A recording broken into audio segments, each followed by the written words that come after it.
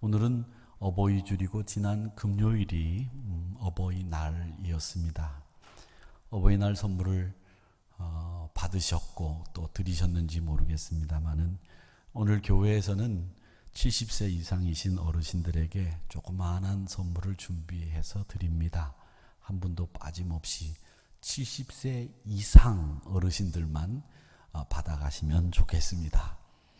그런데 꼭 어떤 분들은 나도 받아야 된다 이렇게 생각하시는 분들이 가끔 계신데, 그분들은 나도 받아야 된다고 하시면 드린다고 합니다. 그러니까 뭐 가봐서 이제 모르겠지만 어쨌든 70세 이상 되시는 분들은 꼭 받아가시기를 바랍니다. 그리고 저는 70세 이상 되신 우리 한우리교회 어르신들이 늘 행복하고 하루하루를 건강하게 보내시기를 기도합니다. 항상 건강하시기를 주님의 이름으로 축원합니다. 어버이날 선물과 관련해서 제가 본 사진이 있습니다. 이런 사진입니다. 누구 엄마이신지는 모르겠지만 꽃으로 퉁칠 생각하지 마라.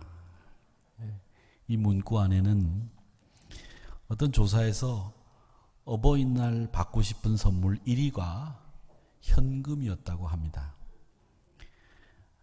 꽃이나 카네이션으로 넘어가지 말라라는 이 말씀은 마음이 담긴 정성 어린 선물이나 의미 있는 선물을 주어야 된다라는 이 노골적인 표현이기도 하지만, 실상은 우리가 이 말씀을 생각해 보면서 이 사진을 보면서 우리가 부모님에게 너무 의례적으로 행하는 어버이날 행사처럼 그냥 아무 의미 없이 선물 준비해 드리고 또 아무 의미 없이 그냥 저녁 식사 초대해서 대접을 한 거 아니겠는가, 이런 생각을 해봤습니다.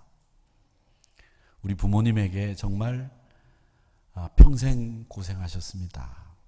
저를 이렇게 낳아주시고 길러주셔서 감사합니다.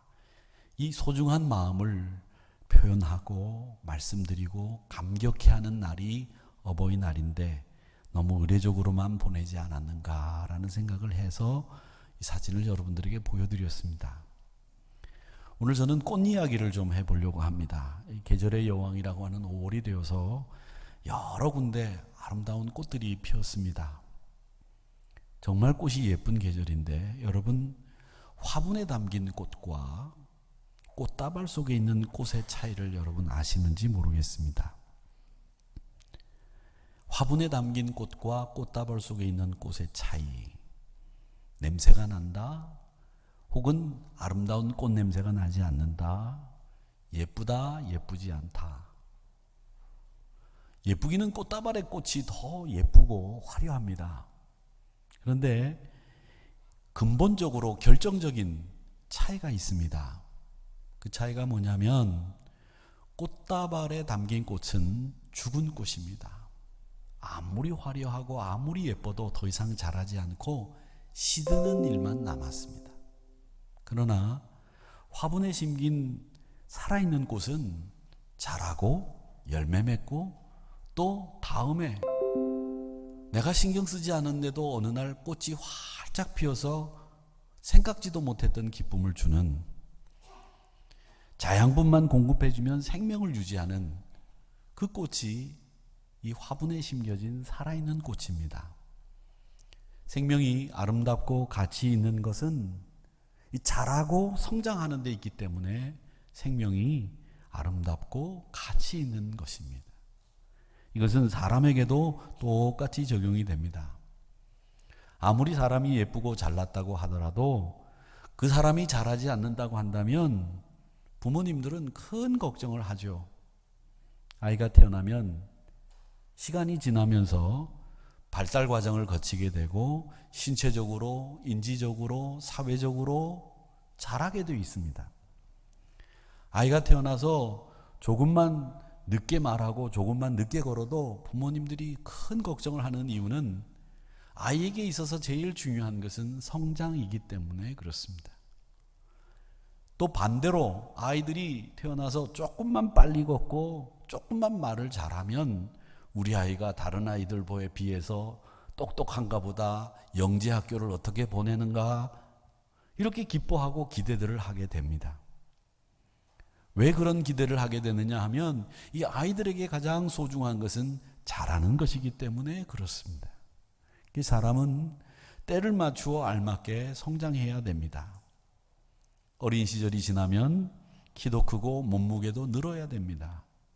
시간이 지나면서 몸무게가 늘고 시간이 지나면서 키가 커야 되는 것은 저절로 되는 것이 아니라 수면도 푹 취하고 골고루 영양분도 섭취하면서 아이가 건강하게 자라면, 씩씩하게 자라면 쑥쑥 키도 자라고 정신도 자라게 됩니다.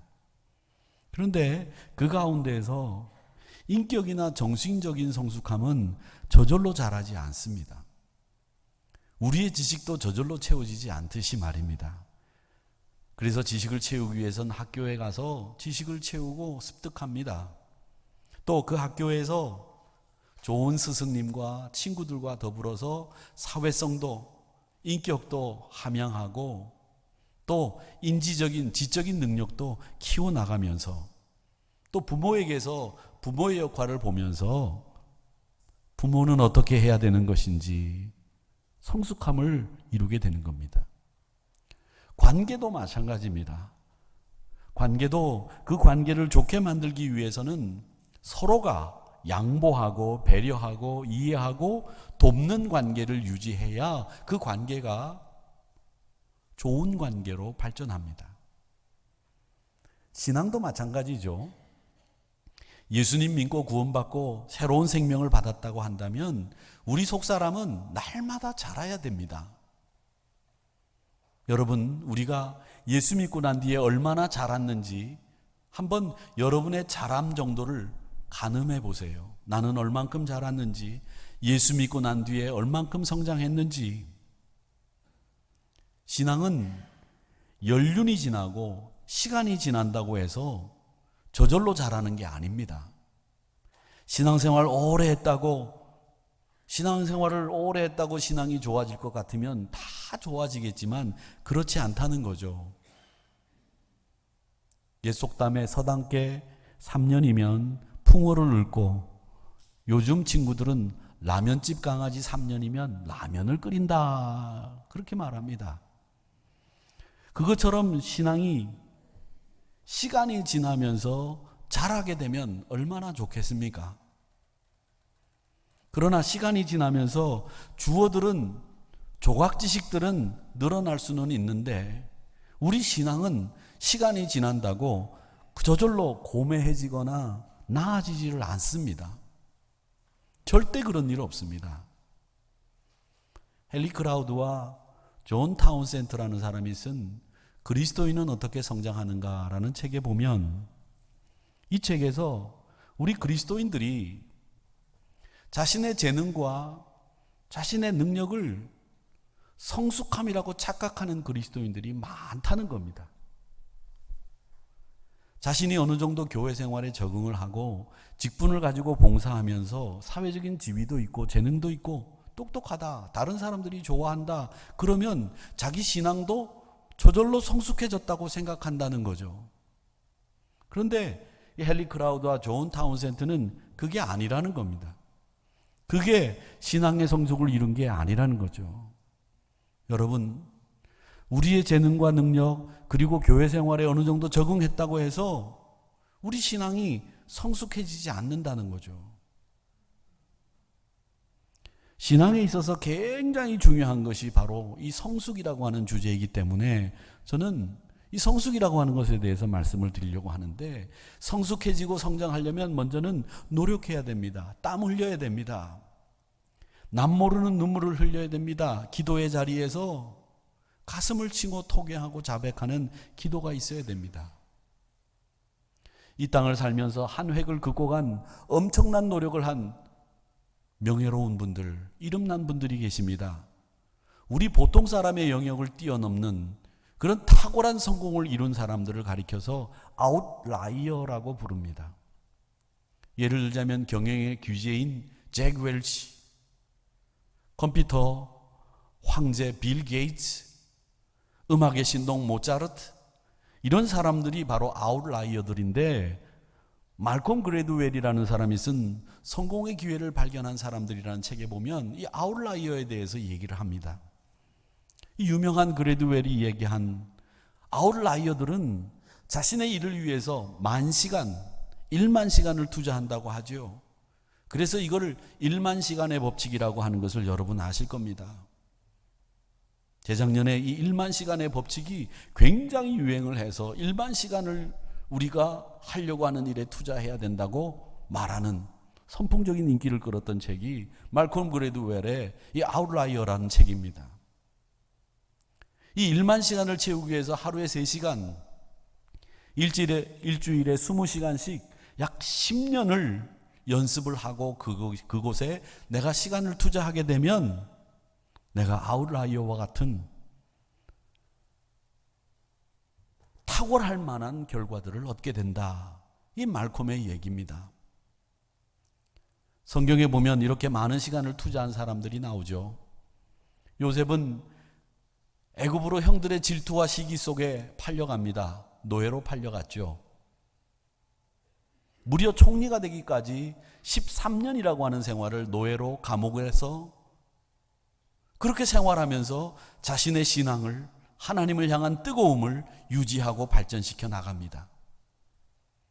모세는 애굽의 왕자로 애굽궁에서 40년간 살다가 뜻하지 않게 사람을 죽이고 미디안 광야로 쫓겨가다시피 나가서 40년 동안 있으면서 그는 아웃라이어답게 자신의 삶을 온유한 삶으로 바꾸고 하나님을 의지하는 삶으로 살기 위해서 무척 많은 노력을 하게 됩니다. 다윗은 사울에게 쫓겨서 유다 광야에서 도망자의 생활을 10년 동안 하지 않습니까? 그 10년 동안 그는 하나님을 의지해야 되는 이유가 무엇인지를 분명히 깨닫고 하나님과 동행하는 자가 살아남고 하나님이 나를 푸른 초장으로 주의 지팡이와 막대기로 인도하신다고 하는 사실을 절절히 깨닫고 그의 삶이 완전히 바뀌지 않습니까? 사도 바울은 다메섹으로 예수를 믿는 사람들을 붙잡으러 갔다가 그 노상에서 예수를 만나고 이방인 사도,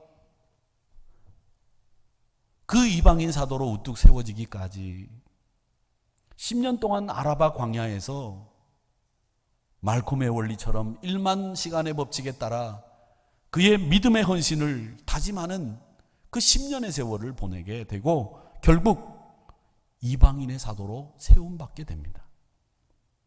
그래서 이 바울 사도는 오늘 이 디모데에게 보내는 편지 속에서 제일 먼저 우리에게 이렇게 이야기를 합니다. 야, 15절의 말씀에 보니까 이 모든 일에 전심전력하여 너의 성숙함을 모든 사람에게 나타나게 하라. 말콤의 이야기를 빌리지 않아도 전심전력하라는 이 말은 너의 성장을 위해서 적어도 세상 사람들이 아웃라이어가 되기 위해서 10,000시간을 투자하듯이 그렇게 너의 성숙함을 위해서 투자해라. 전심전력해라.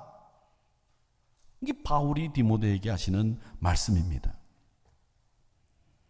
우리도 이 봄에 영적인 성장을, 성숙함을 위해서 전심전력하는 시간이 있어야 되겠습니다. 얼마나 우리가 영적 성장을 위해서 우리의 말씀과 기도와 봉사의 시간을 쓰고 있는지 한번 가늠해 봅시다. 이렇게 땀을 흘리고 노력해야 성장하는데 이 성장의 가장 걸림돌이 되는 것이 뭔 줄 아십니까? 우리 사람이 성장하는데 가장 걸림돌이 되는 게 뭐냐면 우리 인간의 취약점, 비교입니다. 비교. 우리 인간은 비교하는 동물이에요. 우선 남과 나를 비교하는 걸 참 좋아합니다. 내 집과 다른 집, 우리나라와 다른 나라, 심지어는 내가 가지고 있는 모든 것을 비교하면서 사는 것이 우리 인간이에요. 이 비교가 우리에게 도움이 되는 경우도 있습니다. 그런데 비교가 도움이 안 되는 경우가 더 많아요. 도움이 되는 비교를 생각해 볼까요? 사회 비교 이론이라는 것인데, 일상생활에서 타인에 대한 다양한 정보가 자신을 판단하는 데 영향을 준다는 이론입니다. 여기에 보면 상향 비교가 있고 하향 비교가 있답니다. 상향 비교라고 하는 것이 뭐냐면 나보다 잘난 사람과 비교하는 거예요. 즉 어릴 때 우리가 위인전을 읽지 않습니까? 위인전을 읽으면서 나도 이런 사람 되어야 되겠다, 이렇게 생각하는 것이 상향 비교입니다. 이런 비교는 다 잘한 다음에도 필요하죠. 성경에도 이런 비교를 한 사람이 나옵니다. 누구냐? 엘리사입니다. 그는 자기 스승인 엘리야를 모델로 삼았어요. 나도 우리 스승님과 같은 하나님의 종이 되어야 되겠다. 상향 비교를 한 거죠. 그래서 자기를 발전시키기 위해서 늘 엘리야를 따라하고 모방하고, 그러다가 결국은 창조적인 자기 모델을 구축하게 되는 거죠. 이게 상향 비교의 장점입니다. 우리가 누군가를 비교하기 위해서는 나보다 잘난 분과 비교하면서 그분을 모델로 삼아서 내가 그분을 모방하고 그분을 따라가면서 내 삶을 발전시켜 나가다가 어느 순간에 나의 창조적인 모델이 만들어지게 되는 거죠. 반대로 하향 비교라는 것이 있습니다. 우리가 잘 아는 동화 토끼와 거북이가 대표적으로 하향 비교를 한 예입니다. 토끼는 자기보다 못 뛰는 거북이와 비교를 했습니다. 그래서 자신이 가지고 있는 능력을 10분 발휘하지 못하고 결국은 그 경주에서 거북이에게조차도 집니다. 태보하는 하향 비교를 한 토끼였다는 거죠. 이렇게 하향 비교를 하면 장점도 있기는 해요. 뭐가 장점이냐? 내가 얼마나 행복하고 내가 얼마나 잘난 사람인지를 알 수 있고 내 자존감을 높일 수는 있겠지만, 내 발전을 위해서는 이 하향 비교는 결국 자기 능력을 10분 발휘하지 못하도록 만드는 결정적인 단점이 있다는 얘기입니다. 그러나 상향 비교는 우리를 성장시키는데 도움이 됩니다. 그 상향 비교는 내가 그를 모방함으로 혹은 그 사실을 따라함으로 해서 내 나름대로의 창조적인 모델을 구축할 수 있기 때문에 이 상향 비교는 우리 성장에 꼭 도움이 됩니다. 그런데 여러분, 이런 여러 가지 이유가 있음에도 불구하고 이 비교라고 하는 것은 대부분의 사람들이 부정적인 비교를 하기 때문에, 데일 카네기라고 하는 인간관계의 최고 선구자이며 석학인 이분은 인간이 행복하다의 반대말이 불행이다라는 말이 아니라, 인간이 행복하다의 반대말은 불행이다가 아니라 비교다, 그렇게 이야기를 했습니다. 행복의 반대말은 비교다. 그 비교가 인간을 불행하게 만든다는 거죠. 그러면서 이 데일 카네기는 불행한 말, 뛰는 말 본 적이 있느냐? 아니면 우울한 새를 본 적이 있느냐? 말과 새가 불행하지 않은 것은 다른 말이나 다른 새들에게 잘 보이려고 애를 쓰지 않기 때문이다, 그렇게 얘기했습니다. 여러분, 이 비유에 대해서도 성경은 굉장히 많은 얘기를 하고 있어요. 성경에 보면 비교를 통해서 나온 비극이 무수히 많이 나옵니다.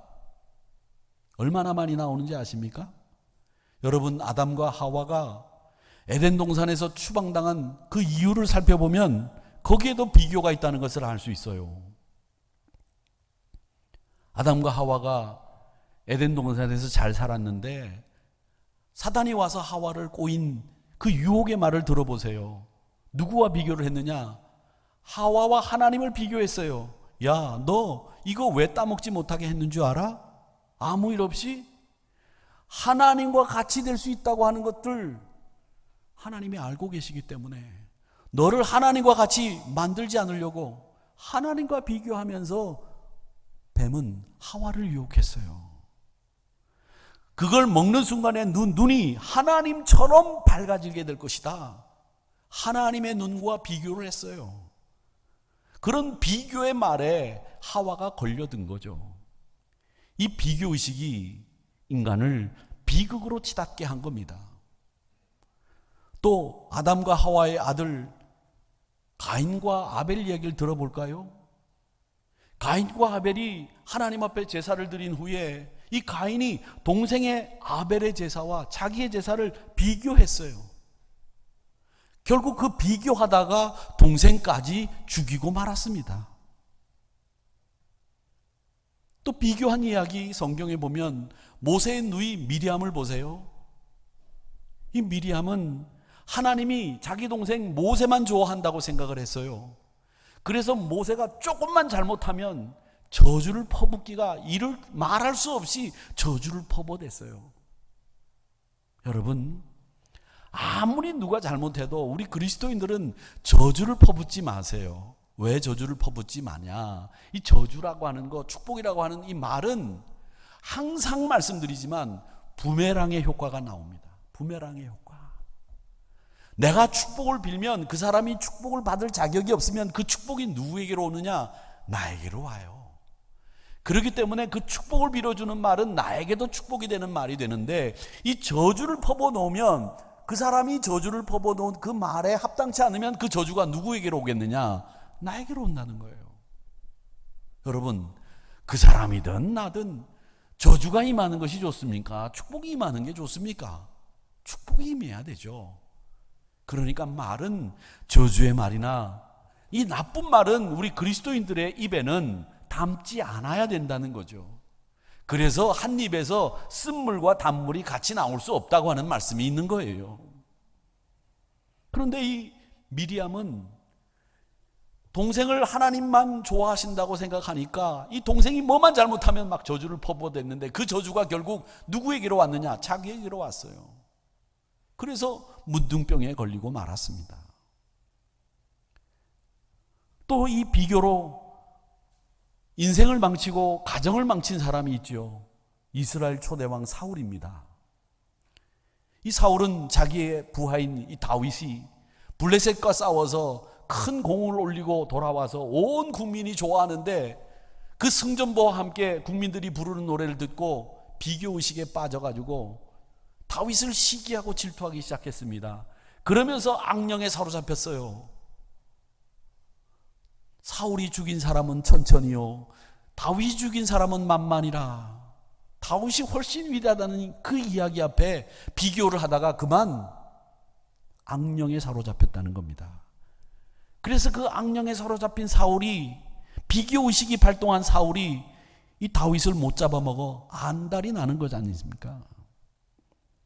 사울의 가문이 대를 잇지 못하고 결국 다윗 가문으로 왕위가 넘어가게 된 그 근본적인 원인 가운데에는 이렇게 다윗이 자기의 비교 대상이라고 생각했던 사울의 잘못된 생각이 결국 그렇게 만들었다는 거예요.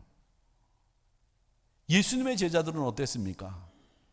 서로가 서로를 비교하면서 어떻게 하면 예수님 가까이 더 갈 수 있을까? 어떻게 하면 예수님 나라가 임했을 때 높은 자리를 차지할까? 그걸 비교하면서 계속 신경을 쓰다가 어머니까지 동원해서는 하나님 나라가 임하게 되면 하나는 우편에 하나는 좌편에 우리 형제를 그렇게 놔주시기 바랍니다. 이렇게 이야기하면서 높다고 서로 다투기도 했던 사람들. 다른 사람들과 비교하는 일은 이렇게 자기 성장의 걸림돌이 될 뿐만 아니라 이 자기와 남을 비교하는 사람들은 대개가 사람을 기쁘게 하는데 우선순위를 두고 있어요. 하나님을 기쁘게 하는 일을 소홀하게 만든다는 거죠. 그래서 사도 바울은 갈라디아서 1장 10절에서 이렇게 이야기합니다. 이제 내가 사람들을 좋게 하고 사람들의 마음에 들게 하겠느냐? 나는 하나님을 좋게 하는 것이 마땅하다고 생각하고 사람에게 기쁨을 구하려고 했다면, 지금까지 사람들의 기쁨을 구했다고 한다면 나는 그리스도의 종이 아니다. 그렇게 이야기하면서 나는 하나님의 기쁨을 구하고 하나님께 좋게 하려고 그리스도의 종이 됐다, 이렇게 말씀하고 있지 않습니까? 비교하는 사람들은 하나님을 좋게 하고 하나님을 기쁘게 하시는 것보다 사람의 눈에 어떻게 하면 들까, 사람을 어떻게 하면 기쁘게 할까, 이 사람들이 나를 어떻게 보느냐, 여기에 더 관심이 많아진다는 거죠. 그래서 갈라디아서 6장 4절과 5절에서 뭐라고 말씀하시느냐, 너희들의 일을 살펴 남의 일 쓸데없이 살피지 말고 두리번거리지 말고 니네들 일을 살피란 말이야. 그리하면 자랑할 것이 자기에게는 있어도 남에게는 있지 아니하리니. 이게 무슨 말이냐, 자랑할 거 남에게 할 거 아무것도 없다는 거예요. 내가 남한테 자랑할 게 뭐 있어, 너한테 자랑할 거나 되는 거지. 네 아들만한 아들이 다른 사람들은 없어, 네 딸만한 딸이 다른 사람에게는 없어. 너만큼 가진 사람이 없어, 너만큼 잘난 사람이 없어. 너한테는 자랑거리가 될지라도 다른 사람한테는 자랑할 거리가 될 게 없어. 그러니 네 일만 살피면 돼. 오지랖 넓게 남의 일 이래라 저래라 간섭하지 말고, 그리고 네 집이나 저, 그 얘기예요. 지기 싫어하는 마음, 그렇게 안 하면 뒤처진다고 만다는 열등감, 그런 마음을 가진 사람들이 마음속에 평강이 있겠습니까? 절대 평강 없습니다. 무슨 성장이 있겠어요? 이런 비교는 우리 인생에도 신앙에도 도움이 안 된다는 거예요. 성경에 나오는 제가 예시했던 그 많은 사람들이 비교함으로 해서 성장도 유익도 못 얻었다는 결정적인 증거가 되지 않습니까? 무엇보다 이 비교는 우리가 가진 것에 대해서 감사하는 마음을 사라지게 만들어요. 내가 이렇게 받은 거, 내가 이만큼 누리고 사는 것도 감사한데, 이 비교하다 보면 감사가 내 마음속에서 사라지는 거죠. 그러면 여러분, 진짜 유익한 비교를 해야 되겠는데, 그 진짜 유익한 나를 성장시키는 비교는 뭐냐? 그건 오늘 본문에서 정확히 이야기하고 있습니다. 바울이 디모데를 향한 권면의 내용인데 12절의 말씀에 보니까 먼저 네 연소함을 업신여기지 못하게 하라, 이렇게 말씀하고 있습니다. 여기서 연소함이라고 하는 말로 번역된, 이 연소함으로 번역된 이 그리스 말이 뭐냐면 네오테도스라는 말입니다. 네오테도스. 이 단어는 군사적인 용어로 징집 연령의 나이대를 이야기하는데, 이 징집 연령이 그리스 로마 때는 40세까지였어요. 우리나라는 군 복무를 마치면 예비군이 되고, 예비군이 마치면 민방위로 편성이 되는데, 이 그리스 로마 시대 때는 40세까지 전쟁이 나면 징집이 돼서 군사로 징집돼서 나가서 싸워야 됐다는 거죠. 그 나가서 싸워야 되는 나이대에 그 나이를 네오데토스라고 부르고, 그걸 연소함이라고 번역해 두었다는 거예요. 이 나이대는 여러분 혈기방장한 나이고, 이 디모데가 이 편지를 받았을 때 나이가 대략 26살 때쯤이라고 그렇게 가늠하고 있습니다. 얼마나 혈기방장하겠어요. 실수가 많을 때이기도 하죠. 근데 젊은 패기는 가상하지만 진중한 인격의 깊이는 아직 기대하기가 어려운 나이예요. 근데 이걸 바꿔 얘기하면 여전히 성장하고 앞으로 나아갈 수 있는 나이라는 뜻도 되는 겁니다. 그래서 바울은 이 성숙함이라고 하는 단어를 쓰고 있는데, 이 모든 일에 전심전력을 해라, 너희 성숙함을 모든 사람에게 나타나게 하라, 이렇게 이야기했는데, 이 성숙함이라고 하는 단어는 그리스 말로 프로곱토라고 합니다. 프로곱토. 성숙함이 무슨 뜻이냐면 밤이 깊을 대로 깊어졌다는 거예요. 정말 밤이 깊었다, 이 말이 프로곱토, 성숙함이라는 단어의 뜻이에요. 여러분, 밤이 깊을 대로 깊어지면 그 다음엔 뭐가 일어납니까? 어떤 일이 벌어져요? 밤이 깊을 대로 깊어졌다? 그 다음엔 아침이 되죠. 해가 뜨죠. 이게 성숙함이라고 하는 단어, 프로곱토가 가지고 있는 뜻이에요. 밤이 깊어 더 이상 캄캄할 수 없을 정도가 되듯이 그렇게 발전해라, 그렇게 진보해라, 그렇게 성장하라. 이게 성숙함이라고 하는 단어 프로kop토가 가지고 있는 뜻이에요.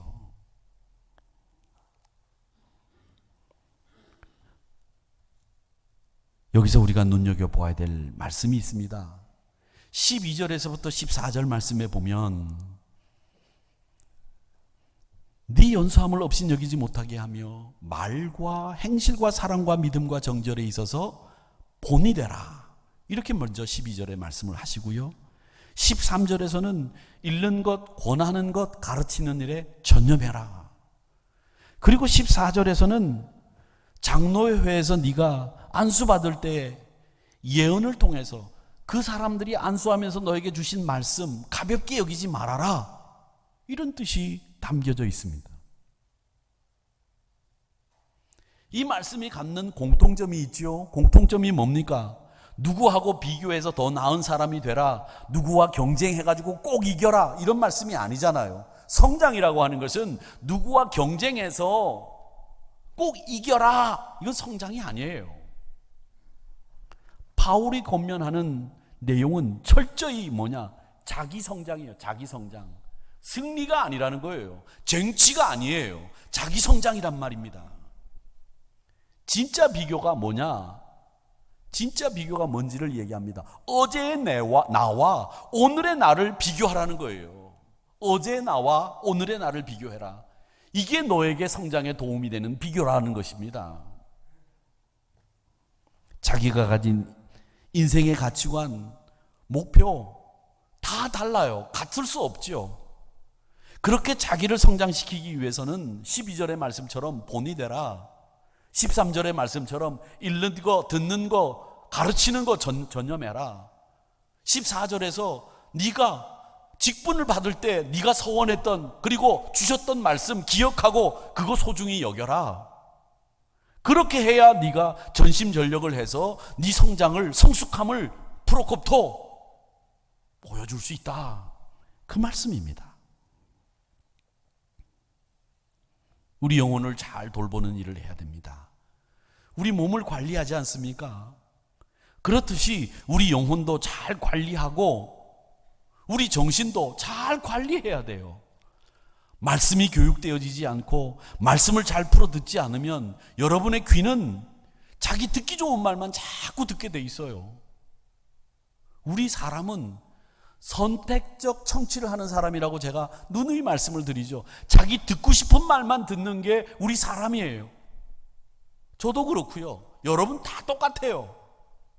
그렇기 때문에 그것을 뛰어넘는 하나님의 말씀이라면 어떤 말씀이든지 그 말씀을 잘 풀어서 듣고 또 그것을 가르치고 그 말씀에 창념하는 거, 그게 우리 성장에 도움이 된다는 거죠. 말씀이 교육되어지지 않고 말씀을 잘 풀어 듣지 않으면 성경에 도통 캄캄하면서 자신의 신앙이 자기가 가지고 있는 똑똑함, 지식 이런 것으로 자기 신앙이 좋다고만 생각하면서 우기는 꼴이 된다는 거죠. 교회 질서와 영적인 유산을 소중하게 여겨야 된다는데, 오늘 본문에 나오는 말씀을 이 디모데에게 주신 교훈이지만 우리에게 적용해 본다면, 여러분, 내 인생의 가치관, 내 인생의 목표, 내 인생의 비전, 바로 그 안에서, 내 안에서 진보와 태보가 이루어지는 거라고 한다면 이 비교 대상은 누구냐? 바로 어제의 나다라는 거죠.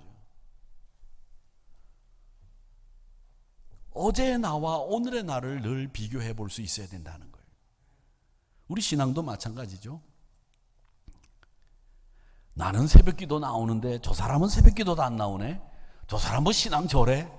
이 비교예요. 나는 이만큼 봉사하면서 사는데 저 사람 삶은 교회 위해서 봉사도 안 하네. 비교죠. 나는 올해 전도 몇 명 했는데 저 사람은 왜 전도를 안 하지? 이게 비교하면서 자기를 우월하게 만들면서 다른 사람을 무시하는 이런 신앙의 태도. 말은 하지 않지만 자기 속으로 그렇게 생각하는데 그런 생각들이 여러분의 신앙 성장에 도움이 안 된다는 거예요. 안 된다.